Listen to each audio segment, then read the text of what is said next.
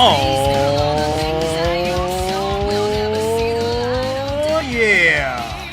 Thank you, Bad Mary, for that too sweet playing. Welcome back, all you four-color funny book aficionados. This is US Comics Cast, HQ for all things comic book related.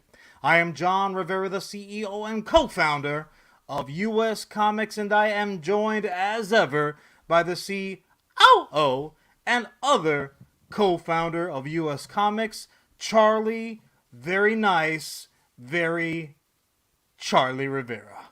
That is a fact. Happy Comic Book Day to one and all on this very special Thursday episode of US Comics. If you haven't done so already, please make sure you like, comment, and subscribe anywhere you can find the audio version of the podcast. Also, if you're here watching us live, we're on the Facebook, we're on the Twitch, we're on the YouTube. You can like, you can comment, you can tell us what absolute bubbling buffoons we are. But John, Comic Book Day observed. How are you doing today, sir? Happy Comic Book Day to you. How are you feeling in the afterglow of your men in tight pants wrestling around the squared circle evening? I couldn't be happier. And one thing I didn't tell you in pre-show was yesterday afternoon I had oral surgery. What? So I'm nice and puffy. I just took the cotton balls out of my mouth. And yes, I did go to a wrestling show where my light just ran away. But Charlie every single is his own lighting disaster today. It's this true. Is look at Look this. how good I look though. Look how good that light is. You just lit yourself up like a straight up wrestling villain. Every single time I was jostled, I was like, ow, ow, I'm bleeding. Oh, God, I'm dying. Oh, The that's nice not thing, good at all, dude. the one nice thing about USB Arena, very, very clean bathrooms. I was able to go in and swap out my gauze, which I'm sure was a delight for the people around me. Jeez But Louise. fuck them if they can't take a joke, because last night, one of the absolute best episodes of Dynamite of all time. So I don't think you're going to be doing as good as I am, John. But how are you doing? How was your proper comic book day? How you feeling? How you living? Considering that you must be on some level of pharmaceutical, So many. post oral surgery, you must be doing just freaking swell. Yeah, it's really proof that when every day is like terrible and there's something to look forward to, you can muscle through it. Like at this point, if you told me like, oh, Charlie, we're going to have to chop off most of your face, but you get to see Rampage on Friday, I'd be like, yeah, let's fucking do it. I mean, Let's I do did it. not want to be the one to have to tell you this, but I'm sure there's going to be a Rampage just around the corner for you. Well, that sucks and is awesome, literally in the same breath. I really did Louise. feel for the first time ever like, this is what being an adult is. I'm going to have Pain. fun despite this brutal, agonizing pain. I will say this though. Big shout out to my row. Big shout out. It was a birthday gift or a birthday gift, I think, from my buddy Wayne. Big shout out to Wayne. It's a birthday for Jesus, bro. Come on. Big shout out to my row who put up with me like my cup of water because they don't let you have bottles when you're on the floor, so they make you switch out to like a giant cup. It was not a pretty cup after a few sips. You know what I'm saying? Use your. It must have looked like the bucket in Rocky's corner after like round 72 because Correct. back in the day, real men, they fought till somebody was hamburger, and then they fought 2 more rounds after that. Exactly right. It was glorious. My boy Danhausen made his in-ring debut, and I seemed a lot like a vampire, just in my spit cup. Oh, blood. We got Joker stream on Twitch. Yeah, what up, Joker What's stream? up, kid? Can you imagine this poor bastard's reaction when he's like, yeah, I'm going to get all painted up. I'm going to act all crazy. People love me. Oh, my Christ. There's the kid that drove me around, and he's got a mouth full of blood. This is going to be one of those nights that I'm going to write about on my blog. Dear MySpace, today it finally happened. I liked it. It was an amazing time, an amazing night, and I'm excited for an amazing episode. Yeah, well, you know what? I hate to be that guy, but I'm gonna be, and as undone as I am of the news that we're going to launch into this happy-go-lucky episode of U.S. Comics Cast, I am going to also out myself as being just the most conceited self fart smeller in the business. When I quote myself, when I say this, less than a week after saying our final goodbye to the great Neal Adams, we have lost yet another comic book legend with the passing of George Pérez. So I'm just going to go ahead and clip off my own quote there because even I am a little bit embarrassed by my own conceit. But yeah, bro, like it's almost hard to believe that we literally lost two of the faces on comic books Mount Rushmore within less than a week of each other. It's criminal. It's absolutely criminal. It was a real gut punch, but I will say this, John. I'm going to choose a much different direction for this conversation about the late great almighty George Pérez himself. I think we take this time early in this episode to really celebrate who this man was. This Sure. guy made an incredibly difficult decision. I believe it was pancreatic cancer he was suffering with. Decided about 6-7 months ago to end treatment, and for lack of a more sensitive term, almost. I mean, I don't mean this to be insensitive. Almost go on a farewell tour. Saw a lot of his fans, did a lot of cons, made sure he was leaving his family with a little bit This extra is not cashish. this is not like a surprise situation, and you're right. It was almost a mobile, kind of. It was a long goodbye. It really was. Cousin Paul chimes right in. George Pérez was a star of superhuman levels. When I was a kid, this is Paul. Growing up in Brooklyn, he became an inspiration to me. As an adult, I loved and respected him and his work even more. And you know what? Cousin Paul's very eloquent statement mirrors not most, I mean, literally anyone who is familiar even remotely with some of his work. Now, what's very interesting to me is the fact that there are people who are more familiar with his work than they even know. But yeah, I this agree is with the Paul guy who completely. reinvented Wonder Woman. Without The question. modern Wonder Woman is greatly, and I think what's amazing, and I apologize, I didn't mean to cut you off, but I think what's amazing is we're seeing something very unique because we've all, anyone in the know, right? The circle that we're not talking about, that don't realize what a influential force he's been, and Sure. I'm sure you're going to educate everybody on that to some It's degree. not malicious. They're just not in Yeah, the club, it's so to speak. but those of us that were quote unquote in the club, those of us, and I hate to do this thing where I make his passing buddy, about me. buddy. I don't. You weren't in the club, buddy. I'm so That's sorry, true. man. Touche. Was I not clear about that? Touche. What was amazing about George Pérez is anyone who met him, like me, at a signing, had almost the exact same story. He was the kindest, gentlest, sweetest, warmest guy. This is the man who arguably wrote the blueprint on how to be a spectacular human. The guy took time with a seemingly endless line, took time with a schlub like me. Get a little sketch I got for you or something.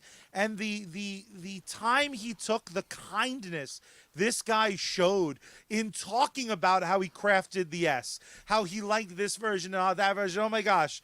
The way he spoke to me, like he was happy to meet me, was so far beyond what the expectation could possibly be.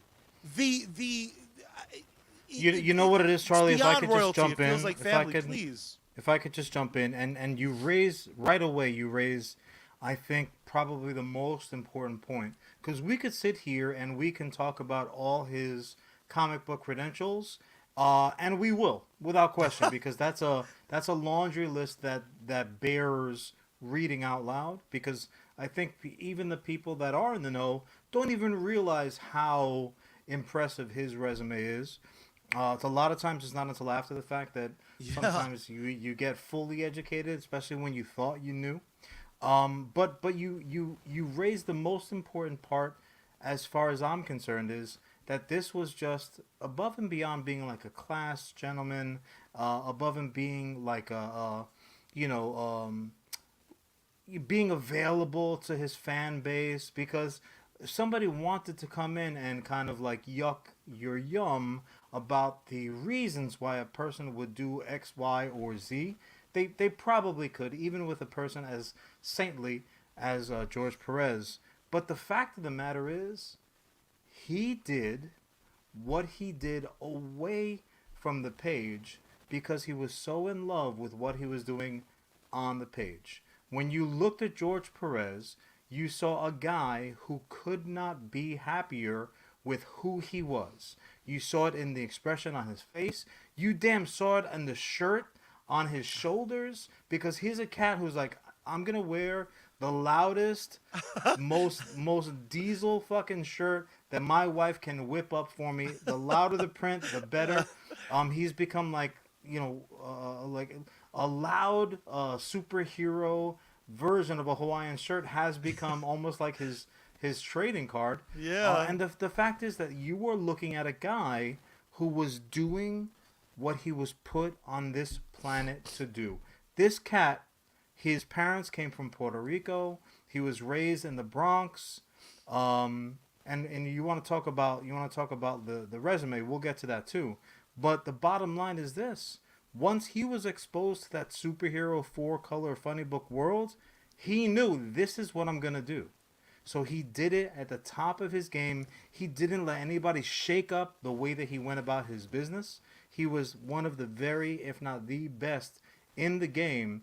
And that's the reason, those that plethora of reasons are why he's gonna be missed, man. Like he's already left a gaping chasm in the industry. And fuck, I'm gonna miss him a lot. I'm Yeah, gonna I miss him a mean, lot. it's just the comfort that I get in these moments is it's a reminder of who you can choose to be, Yeah. right? Like not all of us get to do what we do all the time. Not all of us get to do what we love sometimes ever, right? Like the battle sometimes to It's a get very 1% small of your percentage. life, let alone to leave this wake of not only again, Paul over on YouTube dropping the Avengers, Teen Put Titans. up on screen. Yeah, I got it. We got the Infinity Gauntlet. That alone, he could have been a dick, and that work would have been like, well, at least he Yeah, left. There's it would have plenty it would of. have spoken for him. There is so many creators, writers and otherwise, that are bags of crap that made some great shit, right? Looking at you, Harry Potter, bag of shit may have, but when you get both, and when the I didn't wake even you know leave, Harry Potter drew comic books. Holy that's shit! true. The That is a wake you, magic stick. the wake you can leave behind you, that's like, well, how did someone make you feel? Not only Yeah. through their work, but through their presence, Yeah. is it's witchcraft. Or It's like how many people magic. are so great at what they do and are also great people while they are doing it. It's such a rare combination. Like if he was a superhero, he would be a Mary Sue. You're like, all right, I get it, fine. You've got Lex Luthor's Too haircut, much. but also you're amazing artist and you're nice. Come on, dude, get out of here. Somebody get some kryptonite because this is some bullshit. But the fact is, you can often tell also who a person was according to his contemporaries and the people who has inspired. So like the current greats, the Jim Lees, the Brian Michael Bendises, the Dan Jurgens of the world, like these guys, they worship at the altar, and for good damn reason. So we teased it a little bit, and I don't want the point lost. Look, this is a cat who started. He passed away. He was 67 years old. far, far too young. I think we all know that he had plenty of adventures, stories still in his pen, which we'll never get. I mean, we won't get until until we join him in the big hereafter. But the bottom line is this: like the industry had gone through so many changes while he was doing it at the top of the game, and the inclination, like the temptation would have been so right there to say, all right, let me draw more steroidy type, giant guns, big shoulders. Let me over sexualize every female character, regardless of age or the appropriateness of character. He damn didn't do that. He started off drawing classically. Like he drew superheroes the way in my mind I would think if this person was out there doing the things that they did, this is what that person would look like. He drew superheroes as if you were leafing through an illustrated medical book, which I appreciated more than most because I emulate that particular style. But on the same token, like he also had stories to tell. He wasn't just an artist; he was a writer as well and a creator. So he invented. I know Charlie can't get enough of Dick Grayson. He can't get enough of the boy wonder. And we'll look just really quickly. Let's start there, Charlie. What did it mean to you to see the boy, in essence, become a man? Like it happened literally in Teen Titans, where fucking Dick was like, you know what? Here's my tiny little mask. Here's my green panties. It's time for Big Boy to grow. Big Boys grows up. Get me the biggest collar you can find. There was something so that same joy that I described being around him, that beautiful fact Personal. that I got to be in his presence. Yeah. You felt that on every page. Specifically, when I think of George Pérez, I think of Teen Titans. That the way he crafted that story, and you alluded to it just a second ago, when you said like the characters looked. Those outfits made as much sense as they could. You were never going to see Wonder Girl half butt naked. You were never going to see any of the Teen Titans. And I tried. Be anything. So did Dick. That's why I love the character so much. You never saw these characters feel the need to step completely out. There was never a twirling mustache moment that wasn't justified. The heartbreak he wrote about informed the way I was able to approach my very not superhero life. The storytelling he did, everything great about the character Dick Grayson was either created by him or told the best by him. Seeing that George character Pérez evolve was like puberty to Dick my Grayson. God, that like is a perfect way of wording it. He made a man out of him, and I do not mean that biblically. I mean that artistically. One of the other things that popped up when I was refreshing my own memory, because you don't want to leave anything off the table, especially when you're talking about a great of all time great. We are currently in this era of superheroes being the biggest storytelling options that Hollywood has, right? So superheroes have clearly been and now are getting the recognition of this is American mythology. 1,000,000,000%. This is North American, United States of American mythology. This is our version of Hercules. This is our version of non-blonde Thor, but redheaded Thor. Like, this is what we got. So he always treated it that way. And it's very interesting also. So, like, we have all these huge flicks. Dude, George Pérez, in the days, excuse me, of, like, overly plain illustration and fucking dots way out of the line, all the way into the days of the giant shoulder pads and 1,000 pockets, and all the way back around again because everything is cyclical. He drew comic books like they were Hollywood blockbusters before they were Hollywood blockbusters. I mean, there are literal page grabs of his work which have translated into big screen footage. I mean, Thanos, Cousin Paul mentioned it just prior. Thanos holding up that Infinity Gauntlet with all the heroes around him. That's a straight up moment from like one of the biggest flicks of all time. So you have to pay homage to the person who told that story first and arguably maybe even told it best. Because when you walk away from a multi-million-dollar flick that has made hundreds of $1,000,000 more, and you say, I wish this or I wish that, George Pérez is the reason why you came up a little short, Hollywood. That's the truth. You know, and I don't want to harp on this too long because it's a topic for a different day and for a sadder moment. And I really do appreciate that you're taking the journey of celebration with me. But it's like, how the fuck did this guy not get more money than he would ever need?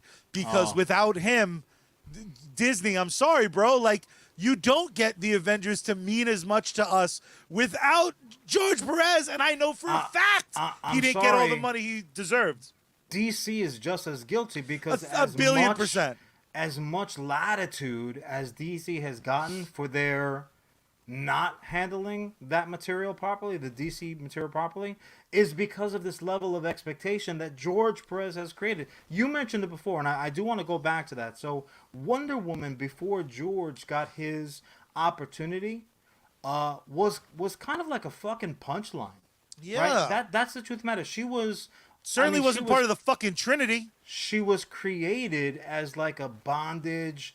S&M, kind of like a wink and a smile to the tired working man that bought a dime comic for his kids. Like, here's a little something. That's okay. That's okay. I mean, you know, when you didn't have as many options, sure, I can... No, it wasn't okay. It wasn't okay. So George Pérez came along, and he's the one that added these Greek mythological elements to the character. He's the one that elevated her power, her power... scheme, elevated her importance in the overall DC extended universe on paper. He's the one that added all these amazing elements, and he did so without over-sexualizing her. He did so without minimizing her opinion. He made her the baddest. If you're going to throw down, if you're going to put any cat in capes in a ring in Vegas, your money's going to go on Wonder Woman. Diana is going to get the big bucks put on her, especially now since gaming is legal everywhere. I mean, that was George Pérez, and only because I know we're up against the clock. I mean, he has done so much. Again, we mentioned he made a man of Robin. He made a goddess of Wonder Woman. Everything, though, he did over at Marvel, all the Infinity Gauntlet stuff, but also as well as a cat that had a foot. He was like a guy who played for the Mets and the Yankees. He did just as much at DC as he did over at Marvel. The fucking JLA Avengers crossover, adults have like daydreams. They salivate over the idea of maybe one day having that up on the big screen. Never mind Secret War. Might be the last Never mind. Look, I mean, well, if companies keep on merging the way that they do, it's more inevitable than anything. Touché. But, I mean, this is a guy who had magic in his hands. Absolute fucking magic. And I mentioned it before. I'm going to throw it right back to you. You know, as a guy from Puerto Rican parents raised in the Bronx, who else but George Pérez to come up with the first Puerto Rican superhero? Now, White Tiger, I'm sorry, Bad Bunny, if you're listening, White Tiger needed to be the movie that was made. Not some corny ass, one and done, one hit wonder character in a fucking Spider-Man throwaway comic. White Tiger! White Tiger, I said! Now that everyone's deaf, truly a legend. Pour one out for one of the greatest to ever do it. Often imitated, never to be duplicated. And I've really tried. Anyone who thinks that George Pérez doesn't firmly belong on that Mount Rushmore, frankly, you're crazy. Grab your C-3PO doll, because that cat is a liar. Just like one George Toy Boy Lucas. But even George wouldn't have the audacity to deny that. Put it up. Han shot first. Han shot first. This one's for you, George. I salute. You'll be missed. Rest well, sir. Cheers. Good journey. This is empty because I'm not gonna, I'll take a nice little bloody cup of water. You drink back that bloody water and you think about it. Delicious. John! Word. We just talked about one of the greatest of all time, and I will We miss could have him. this whole episode could have been about I him in 5 hours. and Neal Adams could have had just as much of a damn soliloquy last week. So what I think we're gonna do is I would like to in the spare time that I don't have, I'm gonna put together a combined Neal Adams, George Pérez post, and we're just gonna line up those resumes, maybe show off some of their art. Just for anybody who's chiming in who's not quite as familiar, but naturally, due to our dulcet tones, are desperate now to be in the know, we'll put out some of those highlights for you so you can wax poetic and have something to talk about the water cooler at work. In the age of being able to download comic books for like a shiny nickel when they're so often on sale, we're going to hook you up with the must reads. You're going to be able to find that anywhere on our social media, all of our social media over at US Comics HQ. Another thing I would love to have a conversation about with anyone, I would love to, let's put all the ladies in combat together. I think Wonder Woman would take down any comic book heroine and most, if not all, the fellas as well. But I would love to hear your opinion on that. I also want to hear what your favorite George Pérez thing was. But speaking about things that are going to live in my head, and the shirts, talking about things that are going to live in my head rent-free for years to come, we have got to talk about Moonknight. I'm putting up for a second. Spoiler warning. I'll show it to you again. Spoiler warning. Because at this point you have no excuse anymore. We gave you enough breathing room, so we are going to talk about it. John, Moonknight. Literally, Moonknight. Who's the greatest superhero of time? Moonknight. Who are your top 3 favorite superheroes? John, we always start here. I think it's pointless at this point, but let me see your thumb. What are you doing? Where are we going? Oh man. Let's go, dude. And this thumb had been in place for weeks at this point. It's a non-starter. I think one thing that I will happily go toe-to-toe with anyone, I think Moonknight had the best episode 1 of all the Disney Plus series is so far. Okay. Very compelling, hooked me right away. We have another show ultimately to deal with grief. All of my favorite characters are just beaten and damaged and glorious. You are just the emoest it's true. Little boy sitting there surrounded by toys. Unbelievable. You're not kidding. But for what me, was that Robin Williams movie where he was like worked in a toy factory, but he's still like, meh. The hell was it? Toys? I think it was called. I think it was legit called Toys. Possible. Yeah. Possible. One thing I absolutely think is a must mention over on Twitch. I think they're hitting the nail on the head in the comment section. Oscar Isaac put on a fucking performance. Not once, not twice. Clinic. I would argue there's like 5 or 6 sides to this cat. He showed off. John, where does this stack up for you in the Disney Plus series? Now, I could absolutely be a victim of the newness of it might be throwing me off. As far as the Marvel shows go, I have a new king, and he has 3 sides of a coin. Because Moonknight, it knocked over the former frontrunner, which for me was Loki, was sitting comfortably in that number 1 spot. But I've loved all the Marvel series so far. Falcon and Winter Soldier, probably the weakest, and I still really, really loved it. We got a little dancing action from Zemo. That's going to win me every time. WandaVision, brilliant storytelling. Didn't totally stick the landing at first. We'll talk about that in about 20 minutes. I was really, really in love with this. Where does this fall? Is it nearing the top? Do you need a second viewing to really decide? What are you feeling? I'm take a little bit of a deep dive right now. Um, I realize depending on where people fall on the calendar page, some people are going to be with me. Some people won't be with me because of just taste. Um, but I'm going to go ahead and reference a specific episode of Seinfeld. Jerry Seinfeld, also known as the prequel to the Larry David show. Uh, there is a particular episode where Jerry and Elaine hook up again. You know, they're famously exes, and they became friends, which is like probably the most fantastical part about that show. Something happens. They're watching the Naked Channel, and they decide, hey, you know what would be fun? Maybe we could do that again. And they end up under the covers, doing the horizontal mambo.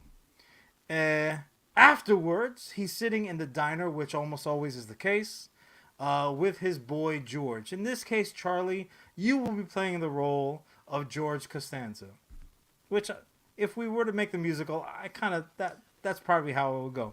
It adds up. And Jerry tells him, yeah, I slept with Elaine last night. And George, in this case Charlie, he's like, all right, baby, details, details. And Jerry says, very straight-faced, very serious, but also realizing the weight of his commentary, he says something to the effect of, I might be done with details. And that's kind of where I am at. There is now so much content out there in both long form and short form versions, that for me to sit here and say, oh, well, I like this more than this, but less than that, would be a fool's errand. All I'm going to say is two things. I'm going to say that officially, unless something should change, like my name was Scarlet Witch and I was wearing a mountain as a hat, but we'll get to that later. All I'll say is for now, I'm done ranking, bro. I'm tired of ranking. Is this code for it. your old brain can't remember all the shit you've enjoyed? There's no just code. Really a secret cop-out? Listen, Steve, there's no code necessary for me to say I'm old and I can't remember shit. I'll tell you straight up I'm old and I can't remember shit, but I could write stuff down. But no, sincerely, I like I'm it. I'm done. Personally, I'm not saying that other people should follow along. I'm gonna rank shit for us. Knock yourself out. But I will say this. Easily one of my favorite, if not my favorite, Marvel thing.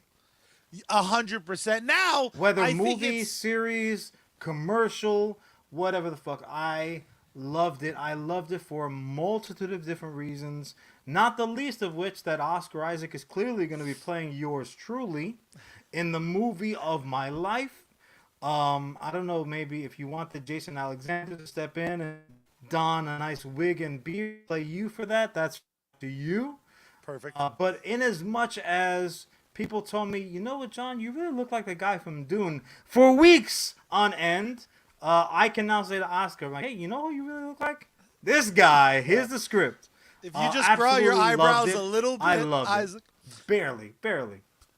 So but I loved it, dude. I loved it so much. Now, were you... So I'm always informed by whatever my favorite version of something is, becomes like inexcusable that I so aggressively am like, now this is the fucking Bible. This is the only one that matters. So Moonknight comes from Werewolf by Night. I don't give a fuck about Werewolf by Night. Even though you can download it for free. And you should. It's like a fun book. What I mean is the Moonknight character free. I said free. Just do it. The Moonknight character came into his own with this question mark. My favorite run of Moonknight ends with him at the end straightening his tie, going like, I'm not that sure that any of this shit's real, and that's good enough for me.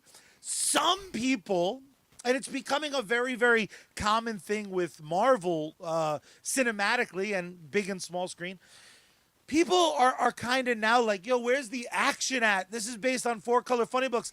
I want to see more Moon Knight in my Moon Knight. Less Cousin of this Paul just said psycho. it a few seconds ago. Yeah. Less of this psychobabble bullshit. Now, for me, you called me out on it. What's my favorite superhero live action thing of all time? It's The Crow. Do I like to sit when it's raining in a dark room and just convalesce about my inner thoughts and reading poems to my shit? Yes, but the best shit for me in this world, the stuff that fuels my fire and gives me the fucking strength to go on and to keep fucking trying is shit like this. Were you at the end of it, especially in that last 44-minute episode when they're like, you're about to see some shit, a flash, flash, flash, flash, you missed it. Were you disappointed at all in the lack of action? Because they cut away from it a decent amount. You too, Joker, bro. Thanks for dropping in, kid. Joker's headed out, Charlie. Get out of here, Joker. We're talking Marvel, you DC some bitch. He could watch it on the replay. It's fine. But you know what? No, absolutely not. And it's interesting, too, because the specific method in which they did it in the first episode, they did it once or twice here or there, and they did it famously or infamously, depending on your specific reaction, to greatest effect in that final episode. No, I didn't do it. And it's funny because when it happens in books, specifically novels and shit like that, it drives me crazy. It fucking drives me crazy. I'm like, you lazy son of a bitch. Sit here and get back to the chapter. This is not like live theater. You can go backwards and in this situation, I didn't mind at all because it was woven into the narrative. Motherfucker lost time. That was part of his character development. I don't want us to go too far off center, Charlie. Of course. Before we make mention of like, look, so Marvel in particular, but DC too also as the two bigs to a lesser extent, they're really making it a point to reference certain issues isn't the right word, maladies isn't the right word, realities is probably the best word, which is so funny because we're talking about spandex wearing gods and monsters and what have you. I call it George Pérez syndrome. You add depth and then that takes over. But if he's writing, it's like you can make it from the Bronx all the way to Midtown in 15 minutes. Unrealistic. Dude, you have a guy with 6 arms. Like, this is a story about a guy with 6 arms, man. What are you talking about? But I digress. The fact that this show not only had a character with multiple personalities, it's a dissociative personality disorder, I forget the exact terminology, but they explained it. And they didn't just explain it in like he was bitten by a spider that had multiple personalities. He was dropped in a vat of chemicals that was designed to cure No. Like they went to the point. They specifically showed how this cat mentally, the journey that this cat was on mentally, and they dressed it up in that candy coating that made the medicine go down so good because we got it. Right, we walked away saying, "Shit, I got it." Now, Cousin Paul might be speaking for the majority and say, "Hey, you know what? I wish he whooped a bit more ass." But I'm sitting here saying, first of all, I'm in love with a hippopotamus. I am not afraid, embarrassed to admit it. I love that big marshmallow tooth bitch. Oh, and I've been saying, little ears, a little delicious. wiggle. Oh, so I have thrown morning sales meetings, dropping did you know factos, and one of them, probably the biggest one that got like a reaction, was hippopotamuses are not amongst but the most killingest of humankind animals in all of Africa, who is well known, maybe only being challenged by Australia, who's like just off the butt, for having people killing animals and insects and fucking everything you love. The hippopotamus is number 1. When I saw that hippo in there, ooh boy, I knew we were gonna get some good. I love me some hippos. But yeah, no. Back to the original point. The fact that they addressed this issue, the multiple personalities, the fact that they explained legitimately how that shit can happen, it gives people far more material, more bullets in their holster when they go out into the real world and you're not dealing with giant crocodile headed monsters or bird fucking skulls floating around. But you're like, hey, this person has a particular issue. You know what? I get it. I get it. Cool, cool, You're cool. like Did Moonknight. you Are want you a pizza for superhero? lunch? Hey, Moonknight, you want pizza? No? All right, I'll see you when I get back. Like, that's how normalcy happens by way over the top storytelling. But I'll give you back the steering wheel. Yeah, For I me, mean- that was probably the most effective thing because I've been down with Moonknight since day one. You're an I OG. could Moon Knight could not have supporter. been happier. Could not be happy with the series. The beautiful part about the series for me was they like took their time explaining some shit. Like I feel like I could skip a 101 class on dissociative personality disorder, but then they're like, "Yo, man, now you see blood out his shoes, though." And some people hated the fact that the show left so much room. I would argue that the show did not leave a lot of room for interpretation, but that's because I'm like an egotistic fuckface. Not for interpretation, but rather for like leaving. It wasn't a completely satisfactory. Like, I will step away from the table. I've had the entire meal. And then you look over your shoulder like, oh, fuck, there's corn on the table. I missed the corn, son of a bitch. So by design, the show holds back a little corn because they're not done with us. I know one of the big talking points afterwards was, is there going to be a season 2? Is there going to be a season 2? And at this point, that's like asking a fucking star baseball player if the referee's calls made a difference in the game. Motherfucker, they can't say, yes, there's definitely going to be, or no, there's definitely not going to be. Like, these are professionals. These are people who have contracts. These people have schedules to keep. What a dumb question. You have 10 seconds to jump into the star of a hit fucking series. Is it going to be a season 2? Maybe fucking ask some important shit like, what do hippopotamuses eat in the real world? Was that particular hippopotamus, did she audition like that? Or were you looking for a different Egyptian goddess maybe? Is she available? Do you happen to know if she's in an involved relationship? Does she like Puerto Rican guys with heavy salt and pepper beards? These are the things that people want to know, Charlie. I think that you're not gonna get me to argue with you a lot because the fact that no one asked who Conchu's Taylor was pissed me off. Motherfucker busted out superhero garb. He busted out one of the nicest white suits. A suit so nice. He said, "You guys don't want to? I'm gonna wear the suit. I'm gonna wear the suit." And I'm He going to spoke take, like a mother. bro. The fact that he took out his number one enemy, be like, I'll get you a car. It's going to say Spector on it. I'm going to put on my nicest, whitest suit.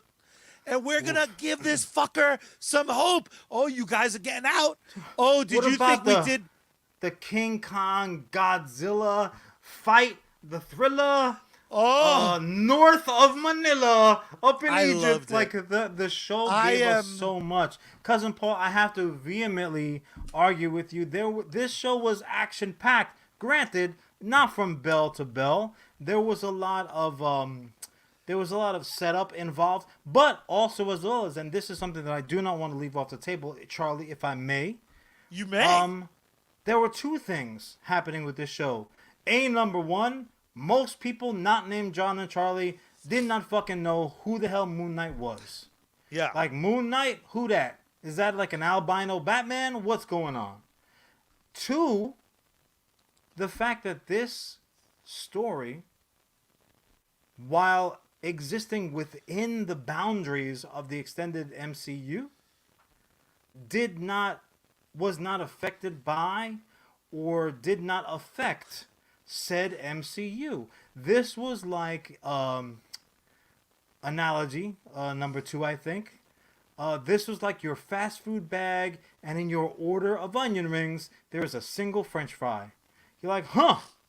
That was unexpected, but fuck, I like those too. No, no, no, no, no, no, no, no, no. This was the French fry in the MCU of onion rings. And I found that to be so fucking charming and so well done. When you think about how difficult that is to navigate, shit.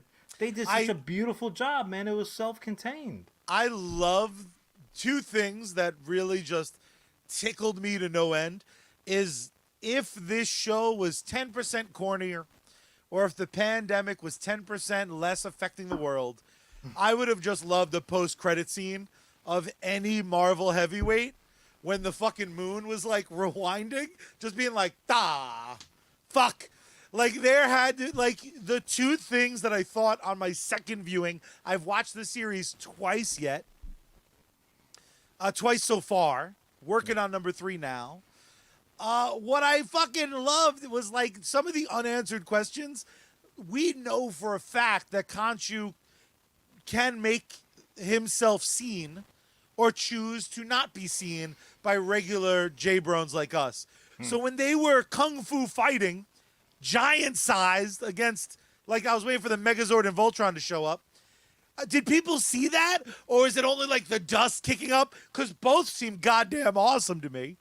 Also, if you're in the Marvel Universe at this time and two giant gods start brawling, are you just like, fucking Tuesdays, man? I can't catch a break on my work week. I'm just trying to get home. Like, there is... The commute tomorrow is going to be a disaster. Damn you, Khonshu! There's just something, and for me, though, no moment on that show was cornier or more glorious to me than that little Egyptian girl looking up at the Scarlet Scarab, I believe is her name in the comics, but I could be mistaken. No, Scarlet Scarab's right, except it's not a her in the comics. Yeah, when that little girl looks up at this badass femme fatale with blade wings and goes, "Are you an Egyptian superhero?" And there's a little beat in this fucking magnificent performance. Everyone brought their A game to this shit. Yes. There's this beat, and it's just like a character that didn't want to be a hero, could have made deals with gods left, right, and center, right. Kind of does it to save the day, takes a moment and is like, I am. Oh, babe. I literally shook my little baby boy who's now 2. I shook my puppy, and I was like, look at that. He didn't know what the fuck was going on, but he was there with me. I love that sort of corny in a Marvel experience. It's a comic is almost book something moment. I need. Those is beautiful. Comic book moments when they occur in cinema or short or small screen outside of the comic book realm. Then you're like, come on, get out of here. Like, if you're fucking, the movie's about like Custer getting his ass whooped, rightfully so, and he's like, yes, no, boo. But when it happens in a 4-color funny book flick or show, that's where it belongs, man. Now, you and I subscribe to very different mentalities about this, because I understand why some people didn't love it as much as me. I understand why some people didn't like it. Those people I happen to know in my heart of hearts are wrong, dumb, and I hate them. With that being said, my dear brother, do you have a favorite moment? Was it just the whole fucking thing? Is it the fact that 10 years later, Iron Man comes out? I did not think from 2008 to now we'd be in a world where I'm like, I hope Moonknight shows up again. Like, I'm blown away. So did you have a favorite moment, a favorite character, a favorite aspect, a favorite shot when you walked away from Moonknight, looking at it in hindsight? What's your big thing that you're like, ooh, this is what made it extra scrumptious? Or was it just the whole fucking meal? Yeah, I mean, the short answer is, yeah, it was an amazing meal, like to the point where you insist people go to that restaurant. You're like, I don't even care what you order. Go to this restaurant. It's called Marvel. It's in Midtown, surprisingly. But it's not on 7th because that's where monsters go. It's more like between 8th and 9th, a little bit off the beaten path. But the long form answer to that actually was one of those things where, as conceited as I am very rarely surprised at myself when you're like, huh, John, as shocking as this is going to be to say to yourself, not because you're talking to yourself, just because of the actual subject matter, you might have been mistaken. And I don't truly know. I couldn't honestly sit here and tell you the reason why I felt this way. But going into the series, I was not in any stretch of the imagination an Ethan Hawke fan. Oh, You would really? never, you would never say, you would never describe that of me. I was rooting against him actively in Training Day. Like that. That's where I was in the Ethan Hawke fandom. I walked away from this series being like, this motherfucker knows what's up. I thought his performance as the villain, uh, more correctly as a former Avatar himself. No, not the fucking blue, the blue Indians that fucking Cameron is telling stories about with tails that We'll talk about plug into Way of the other Water animals. 6 months from now. Good lord. No, I'm talking about. I was legitimately fucking surprised, dude. I was really surprised. I'm like, this cat won me over with his performance of the bad guy. I His thought he was, and also like the dual layer, like his, again, spoilers abound, his doctor portrayal, his cult leader portrayal, his zealot portrayal. He did so much in such a relatively short window of time. Look at his screen time compared to Oscar Isaacs, who we've all acknowledged was perfect. Great. Look at that beard. Not in this show, but in real life.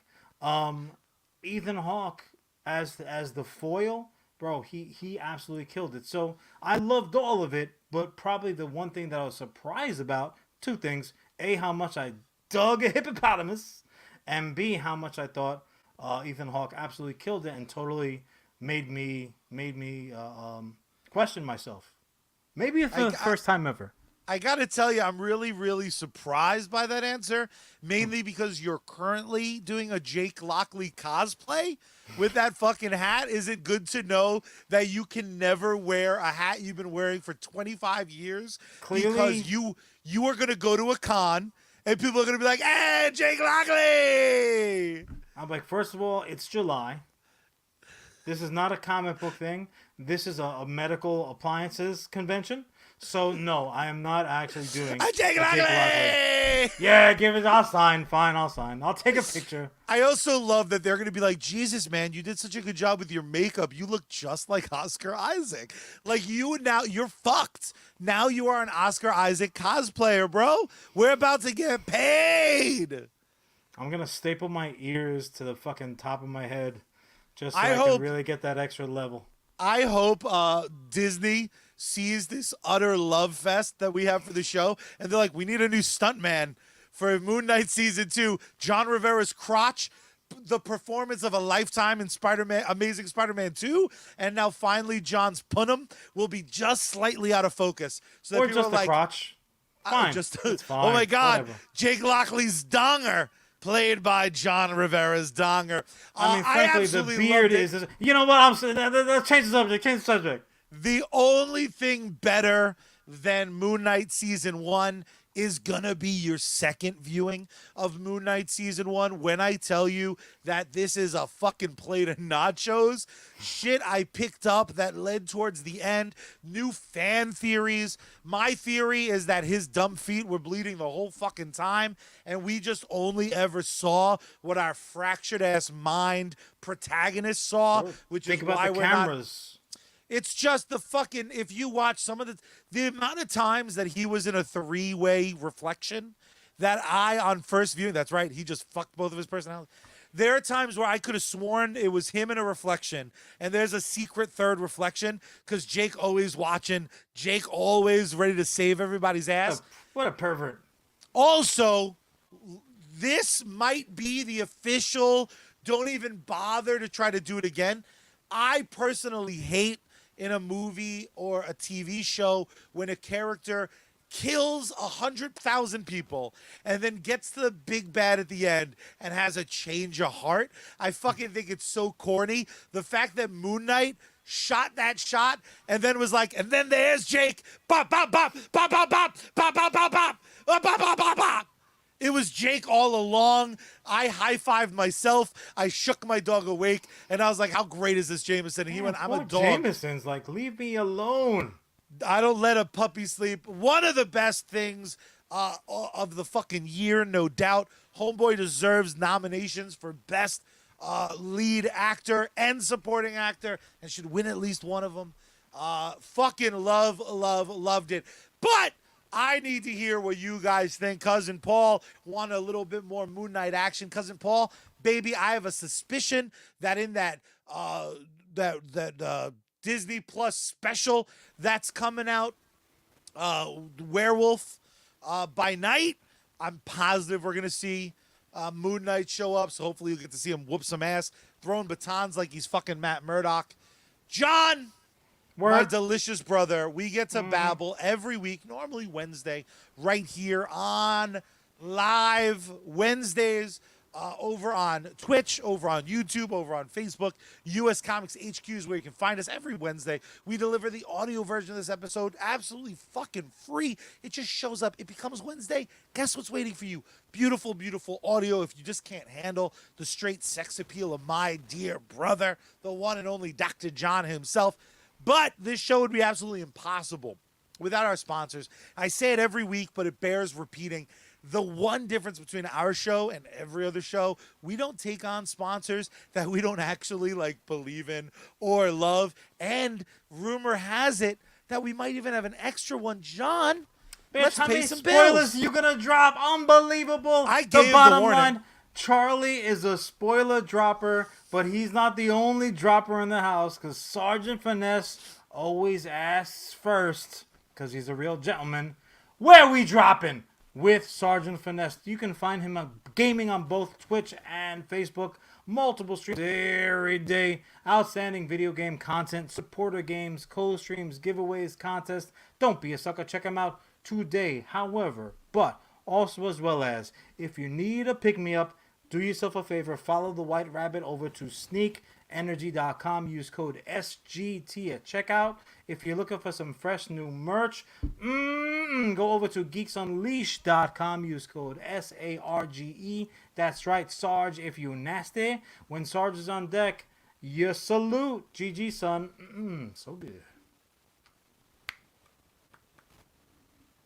You have your visual entertainment covered. I'm so glad you're out of focus now. But one band that's always in focus is one of my favorite of all time. And they are, of course, the one and only Bad Mary Band. You can find them on all social media over at Bad Mary Band. You can hear their entire discography on every single music streaming device. iTunes, Spotify, whatever you got, they're on it. You can throw them a couple shekels over on patreon.com/Bad Mary. My favorite aspect, though, the weather's getting nicer. It's beautiful out today. They are starting to tour all over the place. You can follow their social media for the next tour date, for the next music drop, for the next video drop, for the next live stream. For all things music and entertainment, you can turn to our friends over at Bad Mary. Oh, it's damn true. Charlie is right. And I do have to look. They say once you start down the road of bad habits, forever will it dominate your destiny. Some little muppet said that shit to me one time, and I was like, shut the fuck up, you big-eared bitch. And then I was stuck on a desert sand planet for decades. But that's neither here nor there. I had mentioned a prior mistake, my Ethan Hawke neglect, as it were. But that was not, surprisingly to everyone involved, not my only mistake. What? Several weeks back, I had mentioned how I was coming off of a visit up to Boston for PAX East. I told all you good people what great fun I had, all the shit that I saw, how sad I was to be back home in the miasma of crap. But one of the things that I forgot to mention is that amidst all the Bostonians terrible accents and dynamite beer, I ran into a fellow U.S. Comics-ite. A creator for U.S. Comics, the scribe, one might say, a creator of characters and well wishes for us here. The very, very talented Jordan Hugh. I bumped right into Jordan. That's not actually true, accurate. I hunted him down in reality because I saw on social media that he was indeed in the house. So I made it a point to find him. He was working though. He wasn't there just wandering around dumb-faced like me. He was there on business. And I said, Jordan, if you're not here for U.S. Comics business, what business are you here for? And he told me, boy, he told me, folks, the special guest sponsor, i.e. Unsolicited plug of the week, Stat Trackers, S-T-A-T, new word, trackers, T-R-A-C-K-E-R-S. If you're unfamiliar like me, you can go over to topdoggames.com. I'm going to read their own breakdown because if you're not a Dungeons and Dragons fan or even like particularly well versed, you might not realize what you're dealing with. It's a dynamite product which Jordan helped develop. He's done a lot of writing for this company, and now he's putting the work in now so he can reap the benefits. He's tracking stats. So stat trackers rather are great accessories for DMs, also known as Dungeon Masters if you watch Stranger Things. DMs of 5th edition D&D, that's Dungeons and Dragons. They make running the game easier by putting all the stats for everyone in the encounter right on the DM screen for easy reference. I saw them. They are visually beautiful. They also make a hell of a lot of sense, even for a noob to the D&D world like me. Flipping through books or referring to notes is annoying and time-consuming. Less time spent hunting for what you need means more time for adventure.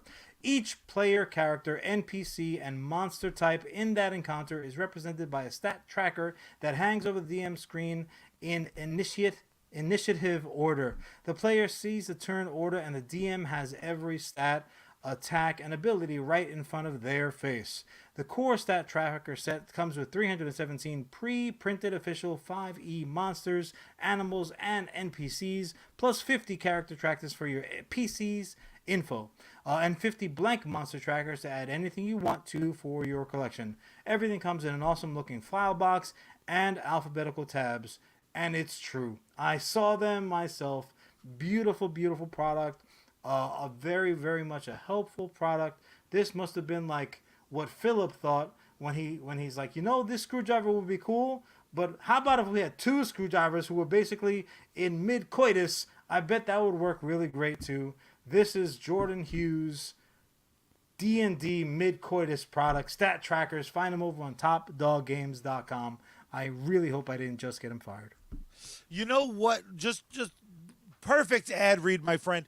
One thing that's absolutely crazy for me is just how freaking fun Dungeons and Dragons is when you have a good dungeon master. Yeah, and everything. From what I've seen of this product, it's like fucking secret sauce for like coming across as like, I know exactly what the fuck I'm doing. Look how organized I am. Fucking very, very rad, very, very cool. But more cool shit is what I need pumping into my veins. I'm sorry, Marvel Disney. Moonknight's over. I watched it twice. Give me more. John, tell me Disney has more for me. Charlie, I think you might be watching one morning TV show too many because he keeps himself up at night thinking of these Anchorman transitions, but we will not hold it against him. Charlie was I'm making a right. portal. Yeah, no, you're not. Crackle, No, you're not. crackle magic. So, finally, Doctor Strange 2, the Multiverse of Madness has dropped, and I would presume if you are here with us now that you have number one, liked, comment, or subscribed to the pages, checked out all our social medias, but that you've also seen this flick because Charlie hit that button. This shit is gonna be spoiler Heavy. Spoiler heavy. What can I say, bro? What can I say? Doctor Strange, his first flick came out. I don't know. Kind of Sucked. mixed reviews, I would say. Uh, I liked it just as well. I like Magic. I think that this fucking cat, he's a home run hitter in everything he does. I love the way they approached it. I am not a sucker for origin films per se, but I think the way that they did it was handled really, really well. Like the only Iron Man like 5. It's fucking the same only movie. the only hiccup would have been kind of like fuck, what's her name? Like she was just very miscast for whatever reason. I don't know if maybe they had her. Um, yeah, she played the old bull. The Oh old yeah, bull yeah, cat. yeah, yeah. I'm sorry. I thought you. So, regardless of the fact, I enjoyed the movie. I thought it was handled really, really well. Fucking, you gotta love me some Wong. The more Wong, the better. John loves Wong. I love Dick. It John was a loves a good big movie. Wong. Yeah, why I not? fucking I fucked up though because I didn't see Doctor Strange 2. I clearly sat down and I watched Evil Dead 4 because this shit was glorious and it's just fucking. If you didn't know that you were seeing a Sam Raimi movie before you sat down, you knew it about 5 seconds into the flick.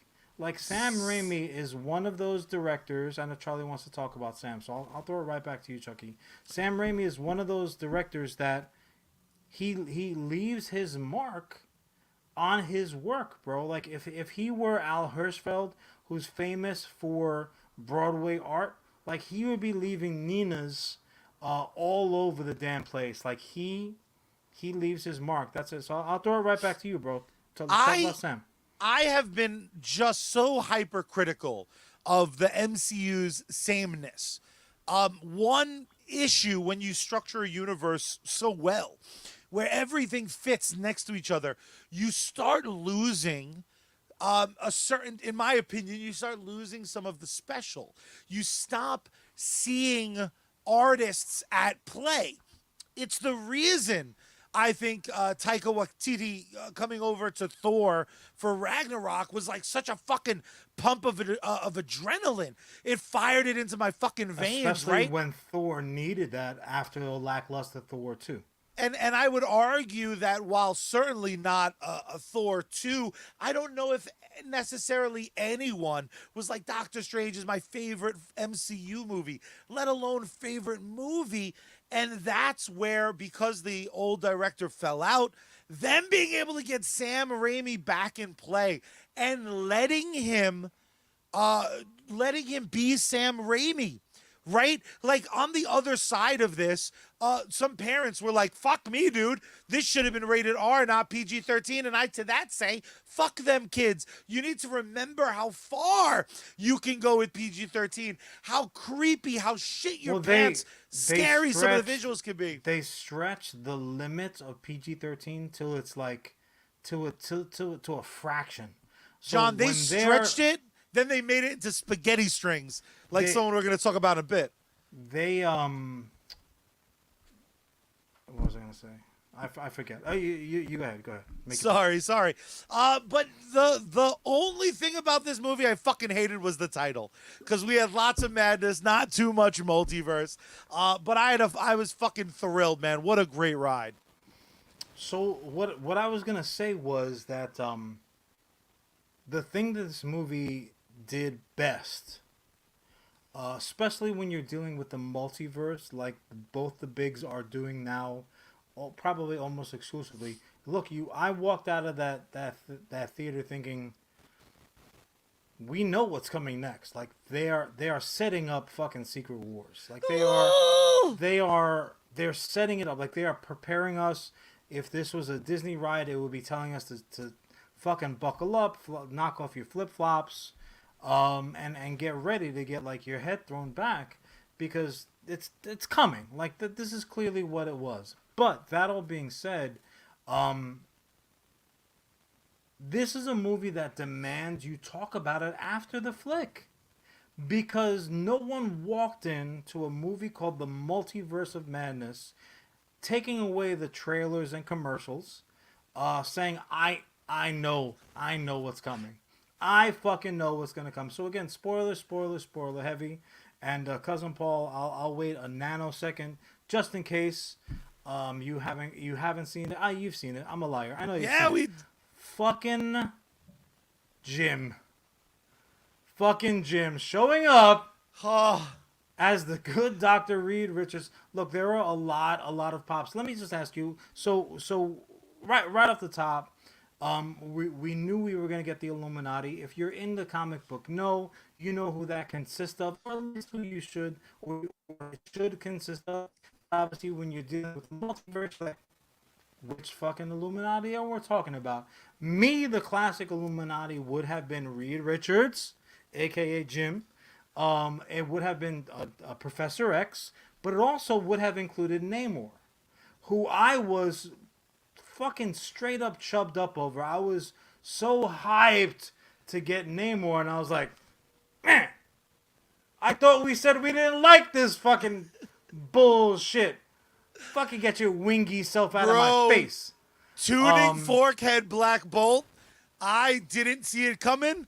I was fucking stoked when he was there though, because I'm like, dude, the fact that Marvel, he was the same actor from the failed show. I mean, beyond failed. Which I thought was like, all right, well, good for you. Inhumans was such a bag of shit. The fact that they gave him a costume made me happy. But the fact that, well, I mean, they did the same thing for Smallville, so, and that was just as much a failure as far as I'm concerned. But, it's trash, total garbage, and I'm not at all looking to the animated. Who the fuck cares? But that all being said, to have that lineup not even be consistent between like, oh, here's a character that played on a show. Here's a fucking character who has been played by 1,000 other people, but not this character. So we did get John Krasinski, whatever. Krasinski. Sure. As Reed Richards, which was just fucking dope. But what kind of pop did Professor X get when he not wheeled his ass in, when he hovered his ass straight up in a fucking 90s cartoon version of the wheelchair? How big of a pop did your theater give? Dude, the biggest pop in my theater, definitely for Professor X.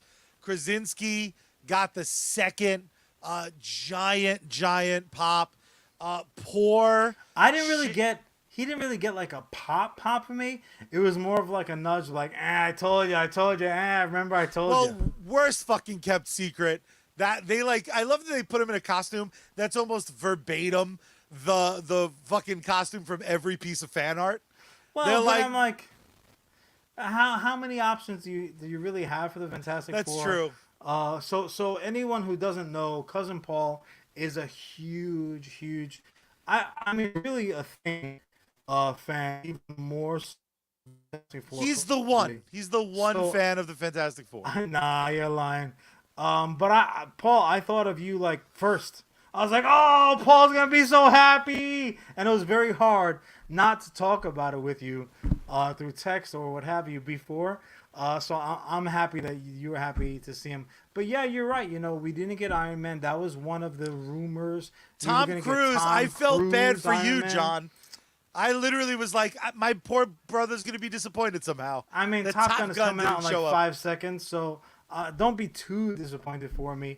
But the main thing for me with Paul is Namor wasn't there. His pointy ass Speedos belong there, just leaving soggy puddles in the fancy chair.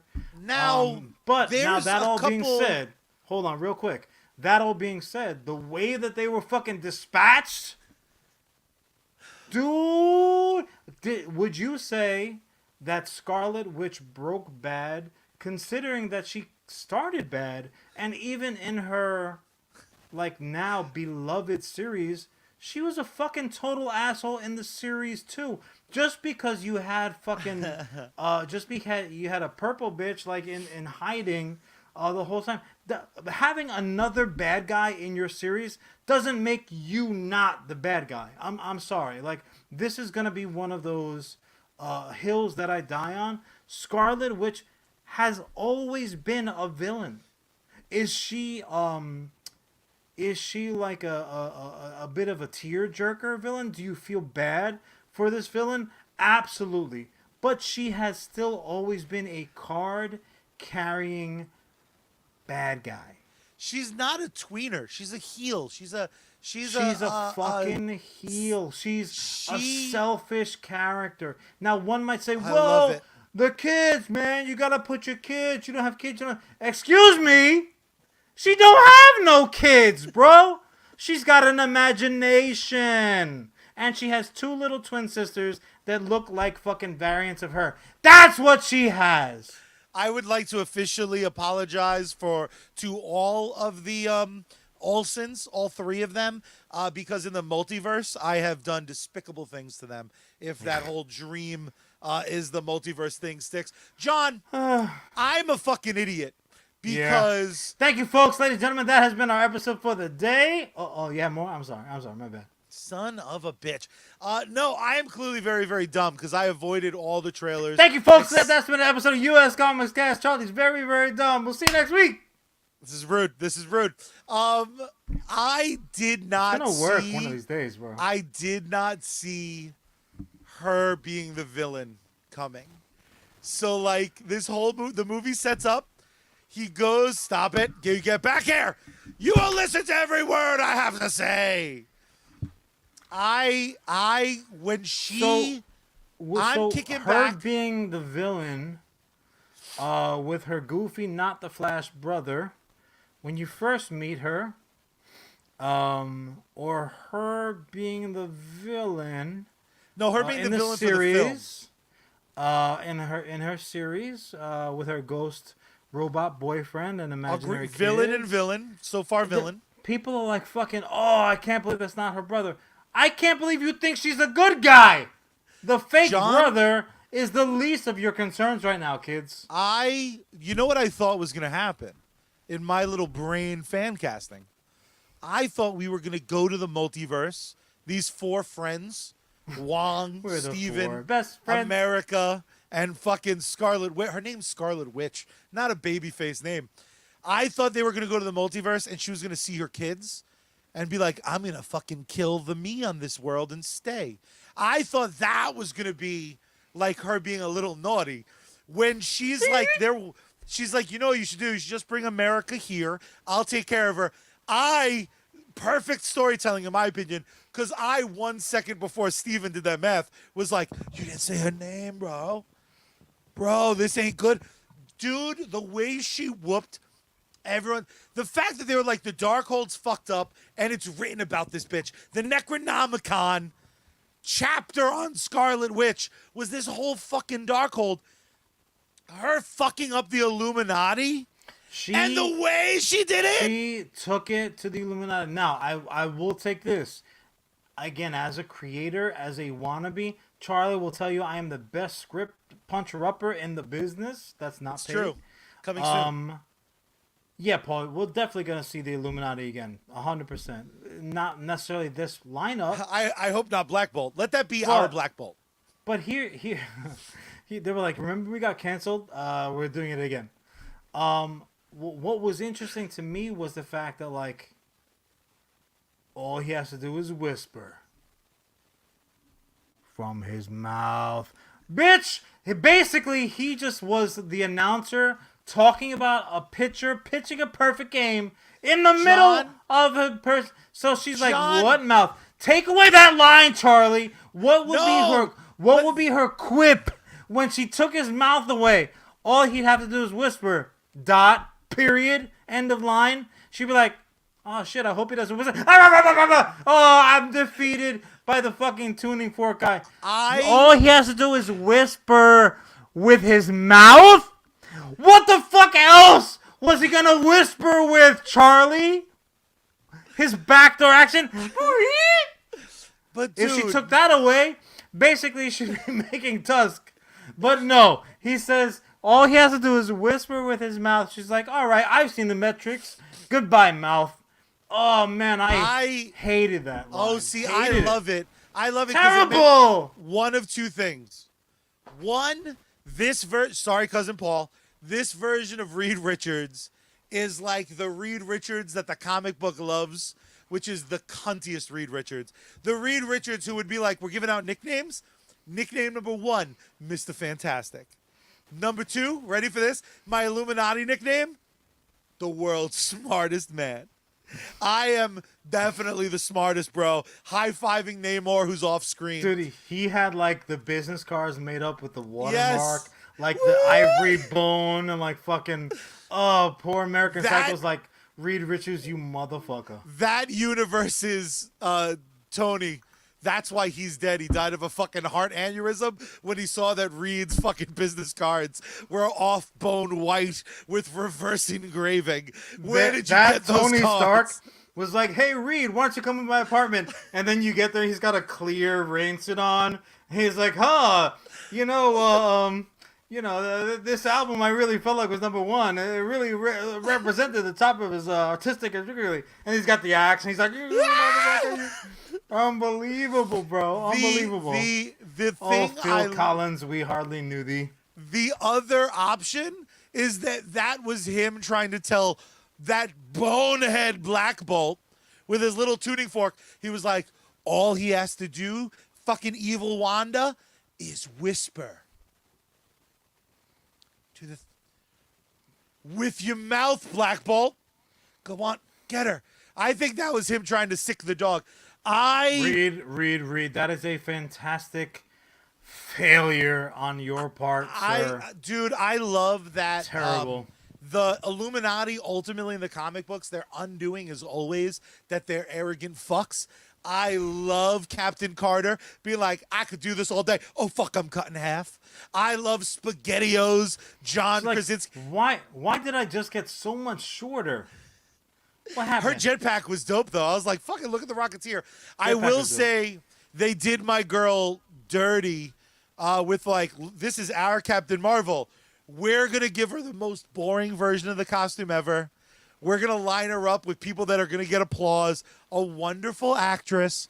She was the mom from Captain Marvel. The conceit would have been she took the flight instead of our Captain Marvel. Again, dude, all of that was just swell for me, but the bottom line is this.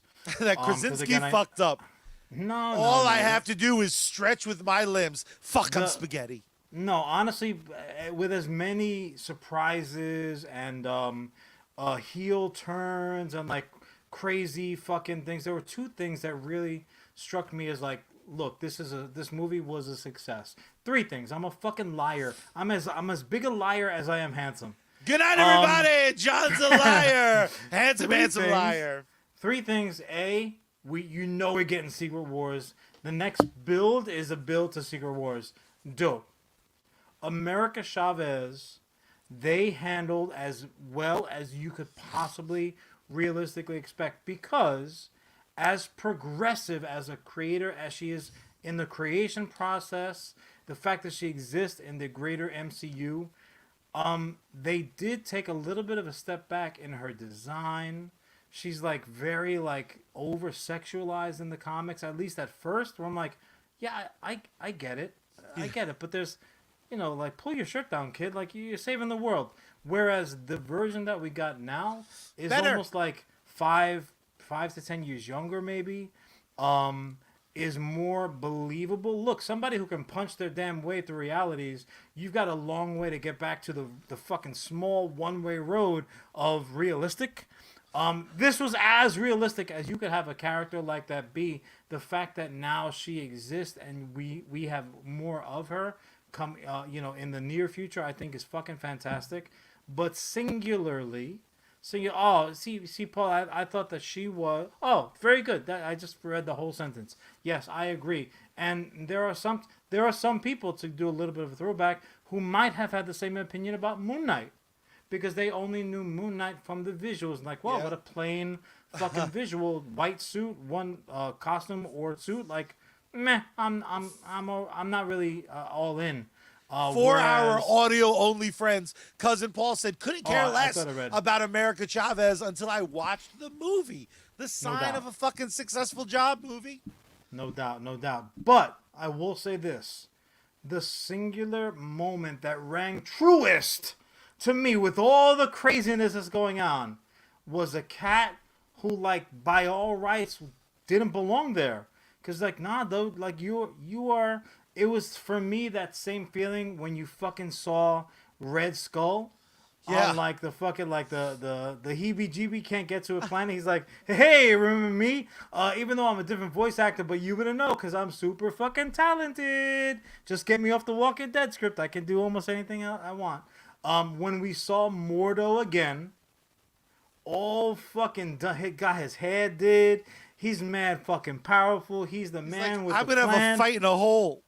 Until this shit hits the fan and he says, look left, look right. Yo, you all remember you remember my attitude from the first flick when you saw me? Feats don't fail me now. Pew! Mordo did his best Quicksilver impersonation I have ever seen, and I have now seen multiple actors play that part or pretend to play that part. Dude, I had to help myself back from standing up and applauding. I'm like, that's Mordo. That's Mordo, folks. What can you do? That's how he do. Mordo's gonna Mordo. So happy with that, and the fact that he's like, those are the cats that survive, bro. In Game of Thrones, he'd be Littlefinger up to about like the last 2 or 3 episodes. I was so pleased because look, the truth of the matter is, multiverses aside, crazy magicians flying all over the place, fucking reality, Scarlet Witch is doing shit in your face. At your core, you are the same damn person. It's just your circumstances that changed. That moment for me was so fucking good. I loved it. You know what's crazy? This is a film had extensive reshoots to compress the film. There's an over 2 hour and 20-minute cut, which Charlie, Disney, you fuckheads, give me that. This movie could not be this. You know what I did have certain questions walking out of the theater, like everybody did, but by design, you were supposed to walk out of that movie with like, oh, there's loose threads, oh, there's questions unanswered, oh, there's unclear directions. Yeah, that's the point of this fucking flick. But I will say this, Chucky. Excuse me. Sorry, yeah, the shot's coming back on me a little bit.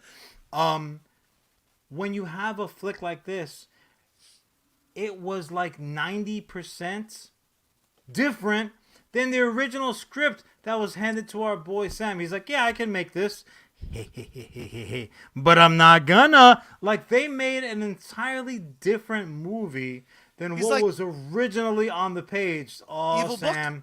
Woo! Basically, Sam Raimi was Mordo. He's like, yeah, no, I can do that, sure. Tee-hee-hee. So Cousin Paul throws in again over from YouTube. He's chiming in. That mid-credit scene. Wait. You have to rewind. I'll leave it to you. The end of the film is so Evil Dead, my butthole jumped out to watch the scene with me. Yeah, that's in lock because you already shit pancakes. The end of the film, I don't want to tell you what happened in Ding Dang. The end of the film, Doctor Strange decides, you know what? I'm going to hit the town. I'm going to get laid. I'm going to get paid. I'm going to find love again because I have been freed of this fucking never-ending crybaby bullshit. I'm going to find love. Life is worth living, John. That's what I learned in this movie. Life is disappointing. Another Earth may hit this one, and I may need to fucking go toe-to-toe with another Doctor Strange, and I may not have as many cool musical notes. This fucking glorious cocksucker falls to the ground, relax. starts screaming, and boop, a third evil-ass eye pops out of his head as he screams in agony. Dude, John, third eye, kid. Third eye, son. The sign of evil. Oh my God, is Doctor Strange going to be the next bad guy? Because the Darkhold fucking changes you. The first mid-credit scene, not a different outfit, 20 minutes later, Doctor Strange, between the ending scene and the mid-credit scene, resolved his third eye bullshit. And bam! A badass blonde. Kalia showing up looking scrumptious. As always, dude. In reality. There is something about a chick who could love you up, look good doing it, and then dunk on you. Like this. Ooh, Clea. So anyone who doesn't know, that mid-credit scene, we got Charlize Theron showing up, just looking all good. Like a fucking snizak. She is the daughter of the big bad from the first flick. Now I have to ask you. I thought she was the niece of Dormammu. I thought she was her daughter. I think it's stupider. Well, I think it's like second cousin. Let's double check. But my I'll check. You talk. Is this. No, it's all right. It was worth mentioning. It's worth checking. My question was this: in this era of like impossible to keep secrets, how was it that literally nobody knew this was coming down? Nobody knew, Charlie. I think they filmed it in the multiverse. I think that wasn't our Charlize Theron. I think that was Earth 721's. Earth 721, I owe an apology to Charlize Theron. I wasn't expecting her to pull off braids in Fast and Furious 26 so well, so I apologize for that dream universe. My bad. Looking delicious. So, if I'm related to this, if I'm reading this correctly, Clea is the daughter of Umar and the niece of the demonic tyrant Dormammu. So she would be technically, yeah. So I hope they change that a little, because that floating face in the sky. I don't know if that thing has sex organs. Must not have seen behind him then. But the bottom line is this: she gets down and busy with Doctor Strange. So all I can hope for my man, for the work that he's putting in, clearly he is the new Tony Stark for this universe. It's such a great story. I would say that he's even more Tony Stark than Tony Stark that we got, because Tony Stark's like naughty Tony Stark we got was like not even a 10-minute supercut, sitting in a fucking donut, having a little drink maybe before the time, because he had fucking shrapnel going to his heart. I get it. Live while the living's good, right? No. We've got the true Tony Stark in this version of Doctor Strange. Arrogant fuck that he is. Yeah, I know better. Oh, I fucked up. Guess what, everybody? We got a problem? Doc, we got a problem? It's more like you got a problem. Oh, there's reality smashing together? Cool. I guess we do have a problem. You crazy facial hair having motherfucker. We're running super short on time, but I just want to very briefly mention one thing I absolutely love about Phase 4 is they're taking their time. Their storytelling is in less of a frantic rush to Secret War, which I appreciate, because a big criticism of this film was like, dude, did Stephen learn dick from this film? I don't think he did. I think Stephen Strange is a fucking asshole. Stephen Strange is who he is. This motherfucker turned back time for a teenager like an asshole. He's as great as he is. See, I have a theory about that too, which is obviously for a different time. I don't think that was even his fucking fault. I think that shit was fucking Scarlet Witch's fault. She's the one that's fucking around with realities and stuff all over town. So the fact that like his magic, also as well as you have situations going on with our erstwhile fucking mentioned new Master of Magic. So like that spell probably should have worked, but there's all kinds of fucked up things going on. Maybe that's why he has to show up to her. He's like, hey, the fuck was going on before? Because some crazy shit done been happening down in the city. Do you know anything about that? Do you? But that being said, the last thing, as time does expire, Charlie said true. Probably, I mean, there are two things that people walked away from talking regarding this movie that really struck me even more so than like, oh, I thought we were going to get this.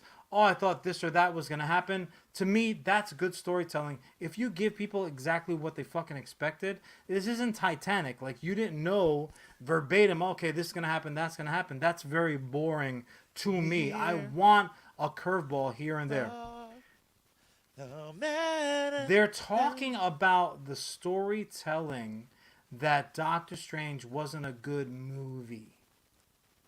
Not that I didn't That's like what preposterous. happened. Hold on, let me finish.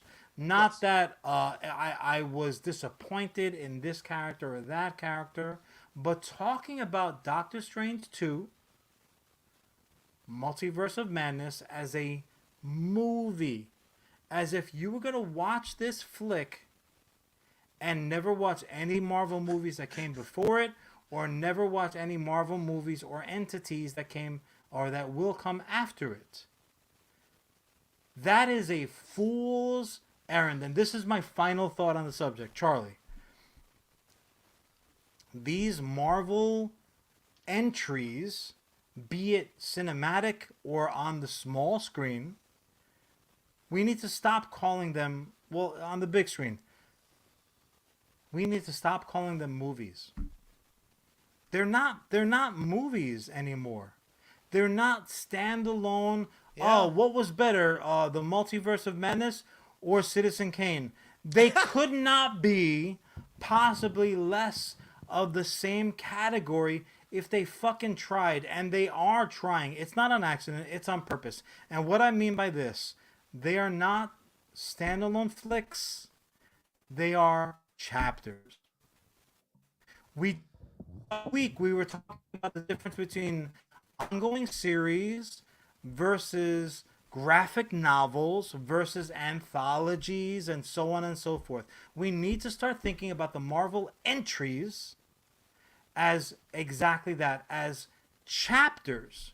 Because yeah, like they were joking, like, oh, so I'm gonna have to sit down and explain to somebody fucking 37 Marvel movies if they want to watch Doctor Strange 2. Yep, that's how this shit works, kid. Welcome to the party, pal. That's now how this works. It's just like the comics. If you hand somebody fucking Doctor Strange number 612, is a person going to look at you and say, do I have to read 611 issues before this? Yes, you do, dum-dum. It's called comic books. And if these are comic book movies, Marvel specifically, then that's what's required. They're not movies. Nobody's going to remember the intricacies of fucking Doctor Strange 2, Multiverse of Madness, other than like little details like, oh shit, Sam Raimi directed this one. Oh shit, remember that's when Cleo fucking showed up at the very fucking last second and blah, blah, blah, blah. That's the stuff you're going to remember, but these are chapters, not standalone movies. You're not going to watch this and then go watch fucking Titanic. They've become their own category. Stop talking about them like and comparing them to a standalone 2-hour movie that was always intended to be bookended by the fucking opening and closing credits. And okay, see you next time with something completely different. That's not what Marvel movies are. That's not what Marvel series are. By design, they lean on each other. They're those dominoes that fucking, if one falls over, the whole goddamn thing's gotta go. What I will say though is that DC is different. DC is not a collection. It's not in chapters. Look at the Batman. Look at Joker. Look at like all these standalone things. We still might get the Batfleck fucking standalone movie. What DC is doing now, and we talked about the direction with their big shakeup. I don't think they're going to try once again to duplicate the MCU.